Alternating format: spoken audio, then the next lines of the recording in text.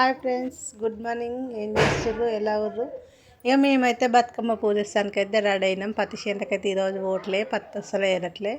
ఇక ఇవాళ బతుకమ్మ పూజించుకోవడానికి పోతున్నానట. అయితే పెళ్ళి కాకముందుకు నేనే పెద్ద గజ్జిని ఉండేదనమాట. బతుకమ్మలలో నాదే కొంచెం పెద్దగా ఉండాలి, మస్తు పూజించేది. ఇప్పుడు ఇక నేను చేసుకున్న అంతకన్నా గజ్జి అనమాట, ఇంకా పెద్దగా ఉండాలి అయినది. అందుకని చెప్పేసి ఇక మేము బతుకమ్మ పండుగ వచ్చిందంటే ఒకరోజు ముందు నుంచే బతుకమ్మ పువ్వుకైతే ప్రిపరేషన్కి రెడీ చేస్తామన్నమాట. పువ్వు తెచ్చుకోవడం, చిలకల పని పక్క పెట్టి మరి పువ్వు తెచ్చుకోవడానికి అయితే ఒకరోజు మొత్తం కేటాయిస్తాము.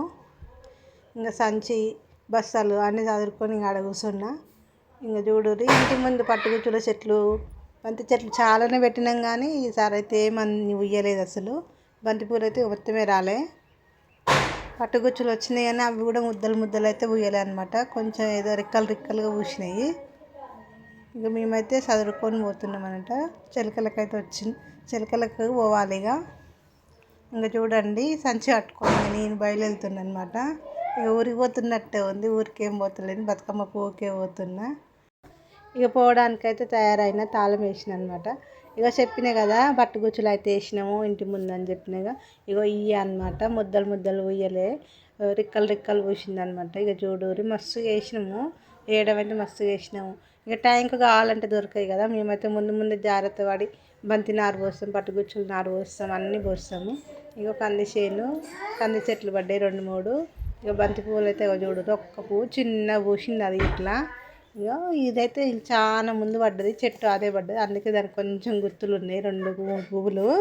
కానీ ఇంకా ఎక్కువ అయితే పూయలేదు. పోయినసారి అయితే మస్తు పట్టుగుచ్చి పూలు వెళ్ళినాయి అనమాట. పోయినసారి బతుకమ్మ కూడా నేను వీడియోలో పెడతాను, మీకు చూసి అయితే షాక్ అవుతారు, మస్తు ముద్దుగా ఉంది. ఇక మందార చెట్టుకైతే ఎర్ర మందారాలు సూపర్గా అంటే సూపర్గా పూసినాయి. చూడ్డానికైతే చెట్టు నిండా పూలు ఉన్నాయి, కండ్ల నిండా ఉందన్నమాట. అయితే మీకు తెలుసో తెలియదో, మందార పూలు కూడా ఒకరోజు ముందు పూలు తెంపి కవర్లో పెట్టి ఫ్రిడ్జ్లో పెట్టుకుంటే ఫ్రెష్గా ఉంటాయి.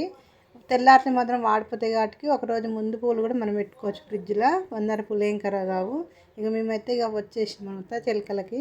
ఇక మా ఆయన చూడూరి టేకు పువ్వు తెంపుతుండు. టేకు పువ్వు చెట్టు కాడికి పోయి టేకు పువ్వు తెచ్చుకోవాలనుకుంటే ఖచ్చితంగా కమ్మకైతే తీసుకొని పోవాలి.